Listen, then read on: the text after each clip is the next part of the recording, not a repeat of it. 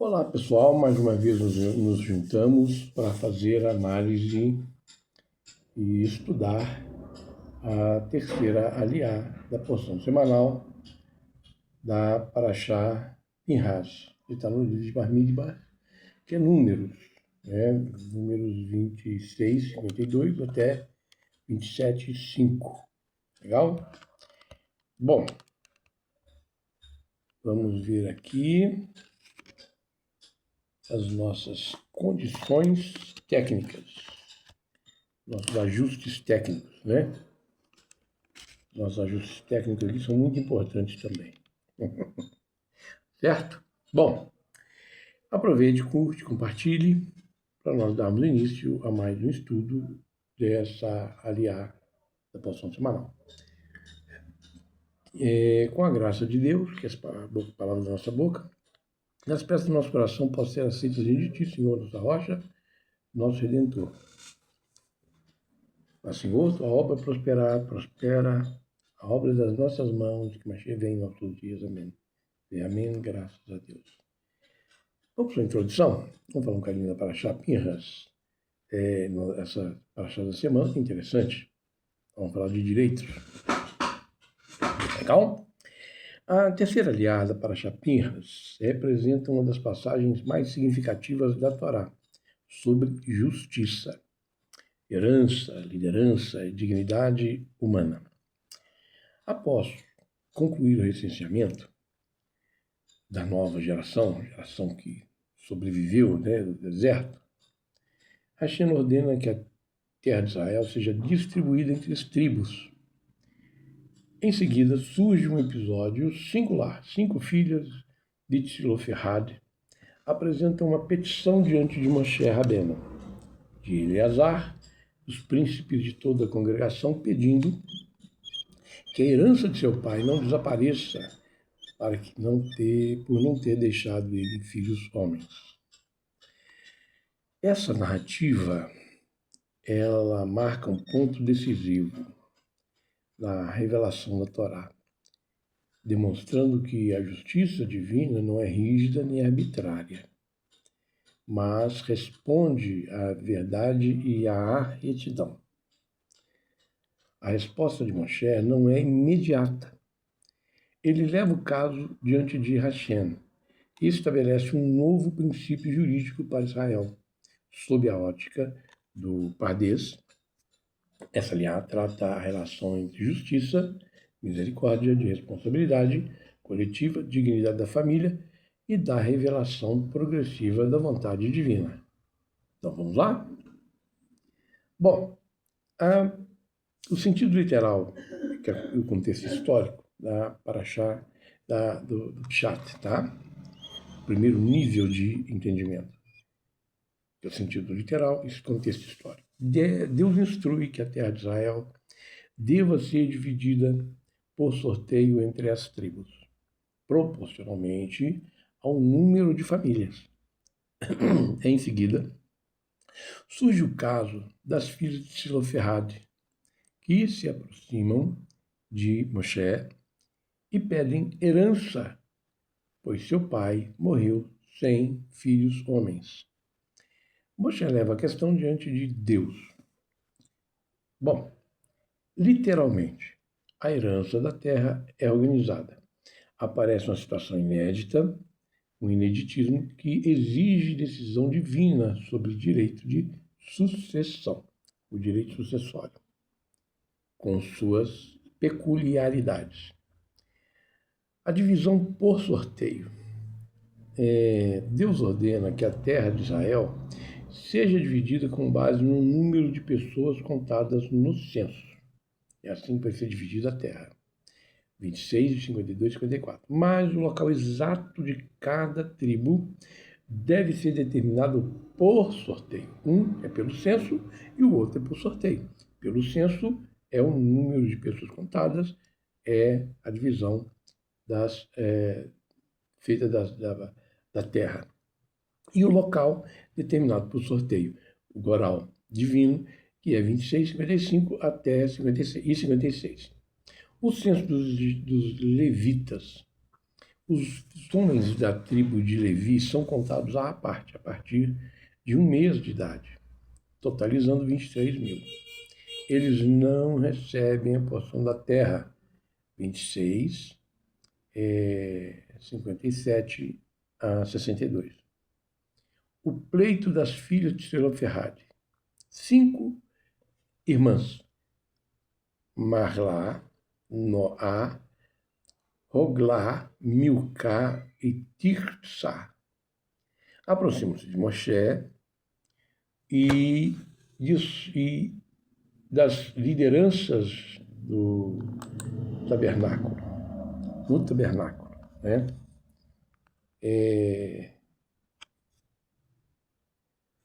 Elas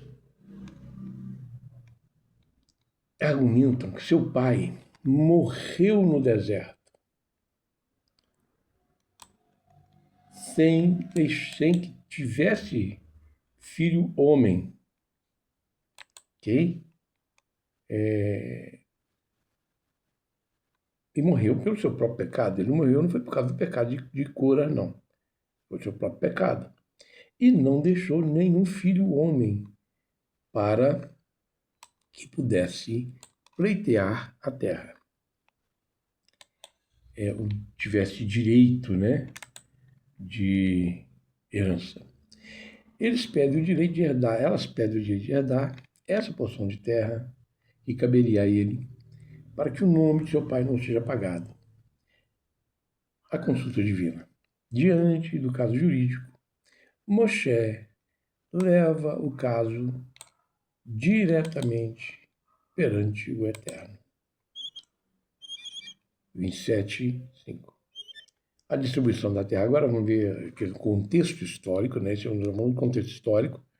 Então vamos continuar no contexto histórico, no nível literal. Hashem ordena que a terra prometida seja dividida conforme o tamanho das tribos. Ou seja, diz assim, a tribo numerosa aumentará a herança, a tribo menor diminuirá a herança. Bamidbar 26:54. Ao mesmo tempo, a localização territorial será determinada por sorteio, Goral. Assim, haviam 2 critérios complementares. O tamanho da população determinava a extensão da terra e o sorteio determinava sua localização.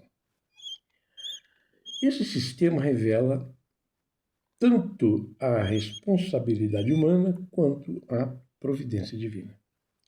O caso, então, das filhas de Zelofehad, que é um caso à parte. São apresentadas 5 irmãs: Marlá, Noá, Roglá, Milcá e Tirsa. Seu pai havia morrido no deserto sem deixar filho homem.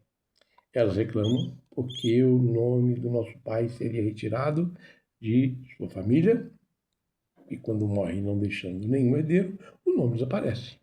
Não vai aparecer mais em nenhum tipo de genealogia. Seu pedido não nasce da ambição econômica. Elas desejavam preservar o nome do seu pai, a memória, a participação de sua família na herança da terra prometida. Bom, Moshe consulta Hashem. Em vez de responder de pronto, de lata, com base apenas no seu próprio julgamento, que era inclusive o direito de Moshe, Moshe leva a questão diante de Hashem. Esse detalhe demonstra a humildade do maior dos profetas. Mesmo sendo ele o transmissor de Torá, ele não cria leis por iniciativa própria. Toda decisão deve refletir vontade divina. E o que diz o Remes? O Remes é a alusão às pistas, às dicas textuais. Vamos dizer o que ela nos mostra?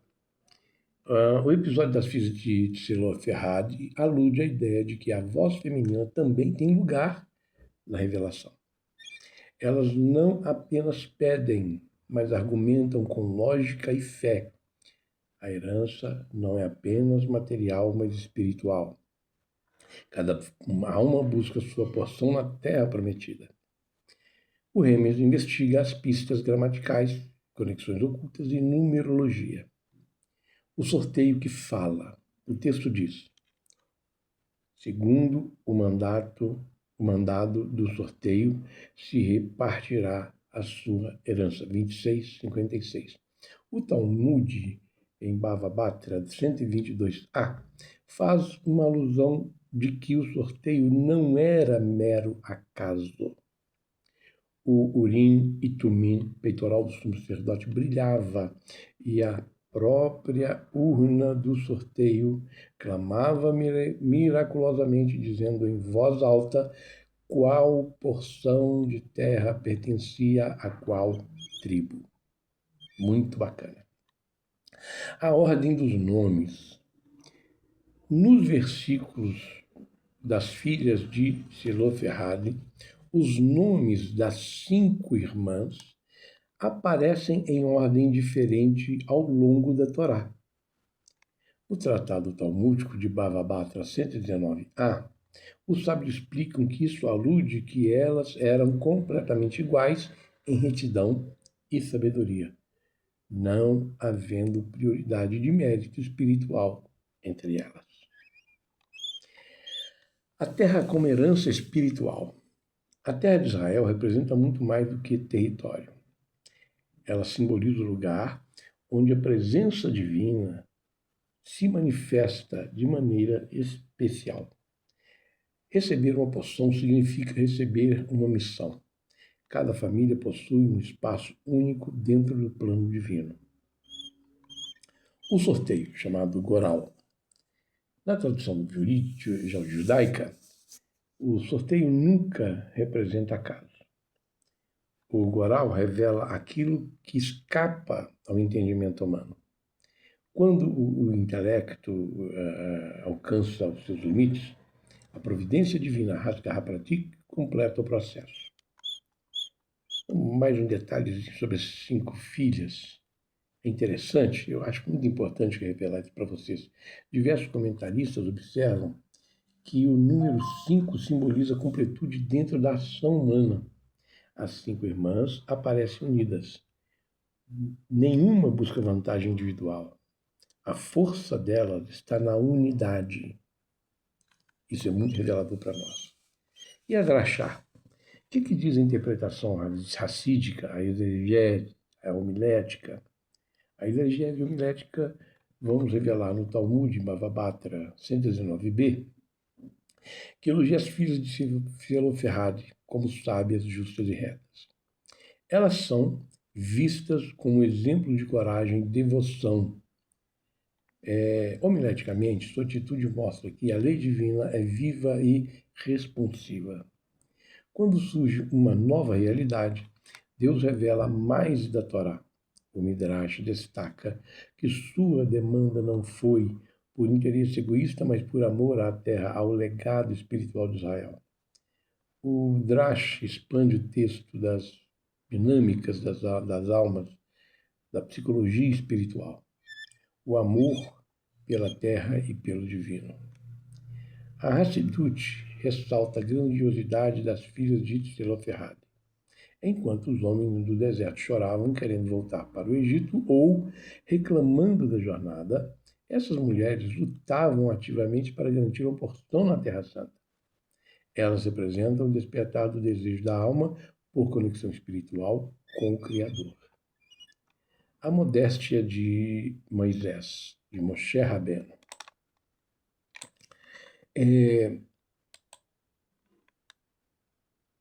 Moshe, porque a lei da herança foi omitida de Moshe. Por quê? O que aconteceu? Forçando-o a consultar a Deus. O Midrash aponta que isso foi um mérito das filhas de Zeloferhad. A Torá registrou uma sessão inteira por amor, clamor da justiça delas. Acidicamente, isso ensina que um líder, por mais elevado que seja, deve possuir total anulação do ego, bitur, para admitir o quanto não sabe algo e buscar orientação divina.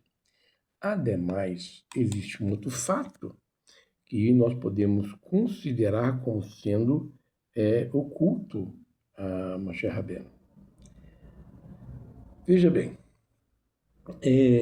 No futuro, que é o tempo presente, ou nesses 2000 anos, surgiria uma questão também relacionada a direito de herança, que mais tarde eu vou mostrar para vocês, tá certo?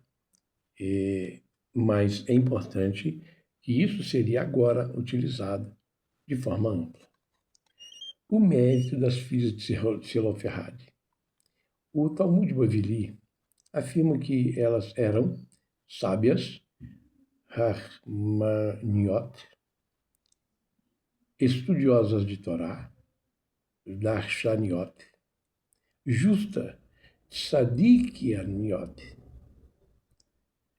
Os sábios destacam que escolheram o momento exato para apresentar a sua causa, demonstrando, portanto, profundo conhecimento jurídico e espiritual. E o amor pela terra de Israel? O Sifrei ensina que, enquanto os homens da geração anterior desprezavam a terra ao aceitarem o relato dos espias, as filhas de Zelophehad manifestaram amor sincero pela herança prometida por Hashem. Elas tornaram-se símbolo de confiança na presença divina. Nós também podemos concluir que o pai delas, o Zelophehad, pertencia àquela geração que deveria morrer no deserto. Não em questão de cura, mas entre a geração que ficou abalada com o relato dos espias.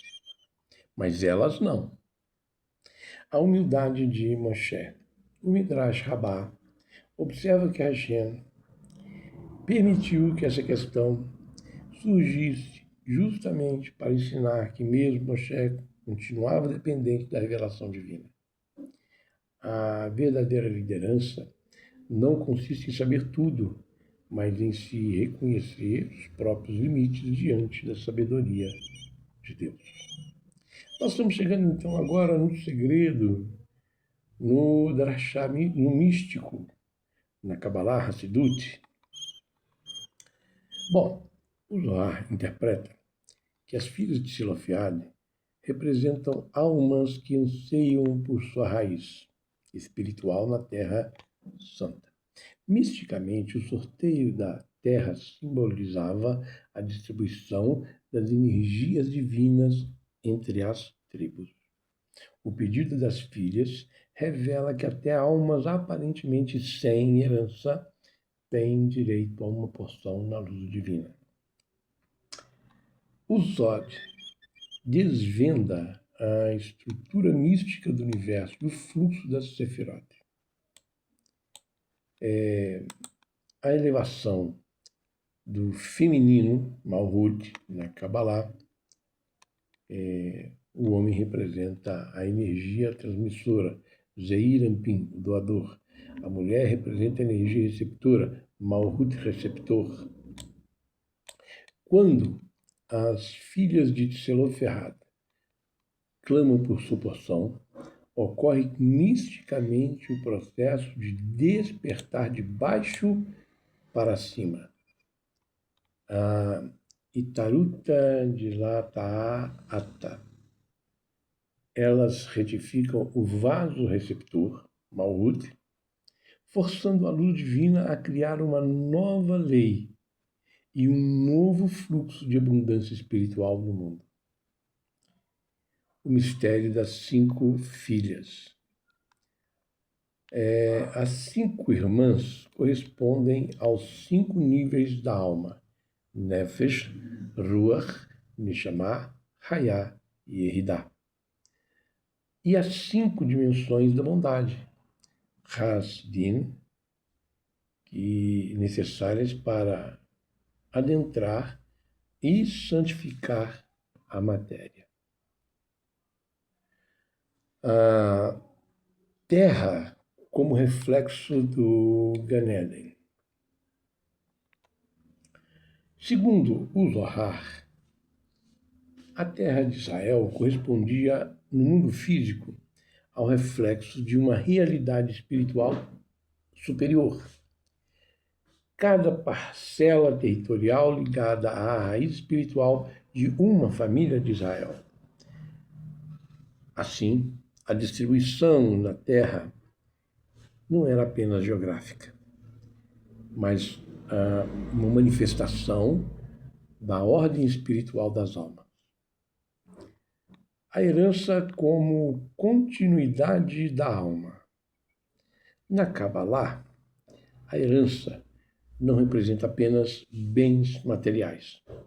Ela simboliza a continuidade da missão espiritual transmitida entre gerações. Ao pedirem uma porção da terra, as filhas de Tziloferrad preservam o canal espiritual de seu pai dentro do povo de Israel, o fluxo, a conexão dele. 5 níveis de alma. Comentamos que alguns comentaristas cabalísticos relacionam simbolicamente as 5 irmãs aos 5 níveis da alma.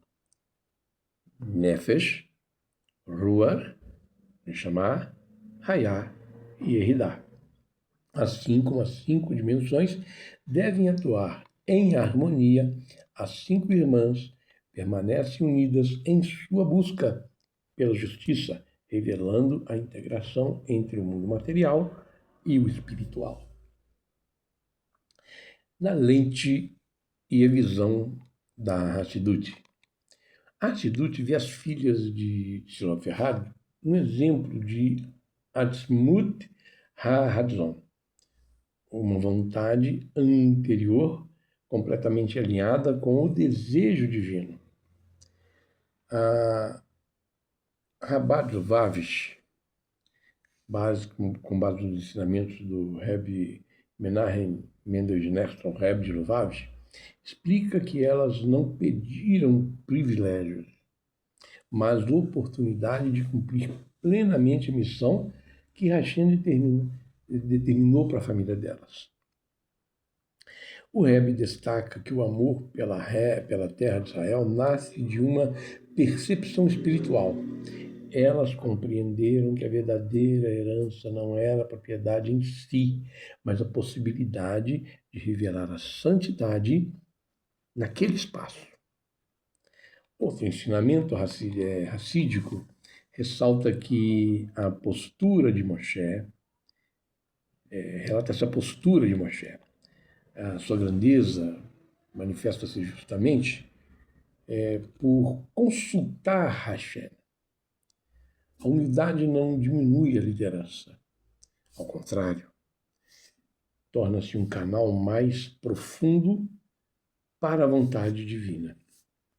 Além disso, a união das 5 irmãs ensina que quando pessoas colocam o propósito espiritual acima dos interesses pessoais, tornam-se capazes de revelar novas dimensões de Torá. O Hassidim vê nas filhas de Tziloferrad um modelo de bitul, de alta anulação, de Aravat Hashem, amor a Deus. Elas não pedem por riqueza, mas por conexão com a terra sagrada. O Rebbe explica que sua iniciativa mostra que como o povo pode despertar revelações divinas quando há desejo sincero de santidade. Deus abre novas dimensões de Torá. Assim, o zelo de Pinhas, na primeira aliá que nós estudamos, e o amor das filhas de Tziloferrad, agora na terceira, se completam. Ambos revelam que a paz e a herança vêm da pureza da intenção. E vamos então entender a aplicação disso para nós, Bnei Noach. Ok? Dentro dos 7 preceitos. A distribuição jurídica moral desta aliá traz lições fundamentais para os filhos de Noé. O aprimoramento das leis de justiça, dos tribunais de justiça. O comportamento das filhas demonstra como funciona um verdadeiro sistema de justiça sob a ótica divina. Elas não provocaram uma rebelião. Elas não usaram de violência e não difamaram a liderança. Elas foram ao tribunal legal estabelecido por Deus, apresentando argumentos lógicos e justos. Isso serve de modelo para o mandamento noaíta de estabelecer tribunais de justiça que devem primar pela ordem, respeito e equidade social, em vez da rebelião, da rebeldia e da balbúrdia. O papel ativo no plano moderno. As filhas de Sua Ferrari se sentam para esperar que a justiça caísse, elas não ficam sentadas. Ah, Deus vai fazer justiça, não ficaram esperando, tá? Elas pleitearam o que era correto. Nem Noah, filho de Noé, não deve ser passivo na sociedade. Se há injustiças, falta de moralidade ou ausência de conhecimento de Deus ao seu redor, você deve buscar as vias corretas e éticas para mudar essa realidade, ancorando a verdade divina na terra, sem praticar a Shohará. O reconhecimento do próprio erro. Elas afirmaram claramente que o pai delas morreu pelo seu próprio pecado. 27:3. Elas não tentaram mascarar ou justificar o erro do pai, mas separaram o erro dele do direito legítimo da família. No caminho noaíta, a honestidade intelectual e a responsabilidade individual são cruciais. Nós respondemos por nossas próprias escolhas diante de Deus. E assumir as nossas falhas com honestidade é o primeiro passo para qualquer retificação, qualquer teshuvá. O direito à herança espiritual. Assim como as filhas de Sr. Ferrari reivindicaram sua parte, cada ser humano tem o direito de buscar sua porção na espiritualidade e na justiça. Porque cada ser humano tem a sua missão e tem a sua função. A voz ativa na ética. Os filhos de Noé, os de Noah, são chamados a levantar sua voz em defesa da moralidade e da dignidade, mesmo quando a tradição parece silenciosa sobre certos pontos. Amor à terra e ao legado. Para os não-judeus, isso significa amar a criação de Deus e criar um mundo como sua terra herdada, e criar a morada para Deus entre nós. Revelação contínua. A Torá mostra que as nossas situações podem trazer novas revelações. Princípios espirituais. Para o Neinu, isso inspira a ideia de que a ética divina é dinâmica e deve ser aplicada às realidades contemporâneas. Por isso, eu faço um estudo direcionado para o Bnei Noah com a visão na contemporaneidade. Embora as leis de herança de Israel pertençam ao sistema jurídico da Torá para o povo judeu, os princípios espirituais desta Torá possuem aplicações universais. Vamos ver? Primeiro, buscar a justiça com respeito. As filhas de Sofia apresentaram seu pedido com coragem, mas também com reverência. O Ben Noah, o filho de Noé, aprende que reivindicar direitos devem caminhar junto com humildade, ética e respeito pelas autoridades. Ok? Não é atropelando as autoridades ou o direito que nós estaremos fazendo o correto. Negativo. É com o respeito é que nós alcançamos esse aspecto. 2. Valorizar o legado familiar. Toda família transmite valores. A história e responsabilidade são transmitidas através da família. Preservar a memória dos antepassados e construir um legado de honestidade é parte da missão de cada ser humano. Bom, gente, o terceiro ponto que é apresentado reconhecer o seu próprio limite. Vamos reconhecer os nossos próprios limites. Assim como Moshe consultou Hashem antes de decidir, o Ben Noach, ou seja, o filho de Noé, deve reconhecer que nem todas as respostas nascem apenas do raciocínio humano. A busca pela vontade do Criador exige estudo, oração, humildade. Quarto ponto. Unido em torno da verdade. As 5 irmãs agiram com um só coração. A unidade em torno de princípios elevados fortalece a família, as comunidades e as sociedades. Entender que toda herança implica responsabilidade. Mesmo sem uma herança territorial sagrada, cada pessoa recebe dons, oportunidades e responsabilidades.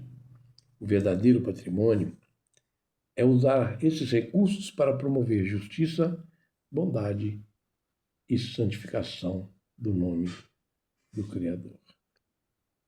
Concluímos, então, e a terceira aliada para Chapinhas ensina que a justiça divina combina princípios firmes com sensibilidade às circunstâncias concretas. A distribuição da terra revela que cada família possui uma missão específica, enquanto o pedido das filhas de Zeloferhad demonstra que a Torá acolhe busca sincera pela justiça e pela preservação do legado espiritual. À luz do Pardês, do Talmud, da Kabbalah e da Hassidut, essa passagem mostra que a verdadeira herança é participar do propósito divino para o mundo, para fazer dele morada para o eterno. Para os Bnei Noach, a lição central é que cada pessoa recebeu do Criador uma porção única de responsabilidade. Cultivar a justiça, honrar esse legado recebido, agir com humildade diante de Deus e transformar a sua própria esfera de influência em um lugar onde a presença divina possa ser reconhecida e habitar. Em resumo, a terceira aliá ensina que a herança espiritual conclusiva e dinâmica. Para Israel, isso se manifesta na dimensão da terra, no direito das filhas de Zeloferhad, para os Bnei Noach, na certeza de que cada pessoa tem uma parte na missão de justiça, da santidade do mundo e no mundo vindouro. E aí? Você tem gostado da forma como esse estudo tem se desenvolvido? Brevemente, minha gente, esses estudos vão se tornar um livro impresso. O que você acha? Eu devo continuar? Quero a sua opinião sincera, quero a sua opinião, nós vamos responder, vamos ver, vamos entender essas opiniões de vocês. E caso você deseje apoiar e tiver condições de apoiar, envie a sua contribuição para o Pix que está na descrição do vídeo. E se você estiver fora do país, nós temos também a chave SWIFT dos dados do banco parceiro, ok? Você vai colocar ali apoio ao projeto do livro e divulgação do ensino de Torá. E quando o livro estiver pronto, período da publicação dele, eu vou te mandar um desconto especial de você que é contribuinte, um desconto de 30%. E eu ainda vou sortear alguns livros ao vivo, né? Para aqueles que foram contribuintes. Ok? Agradeço você por ter estado conosco até aqui.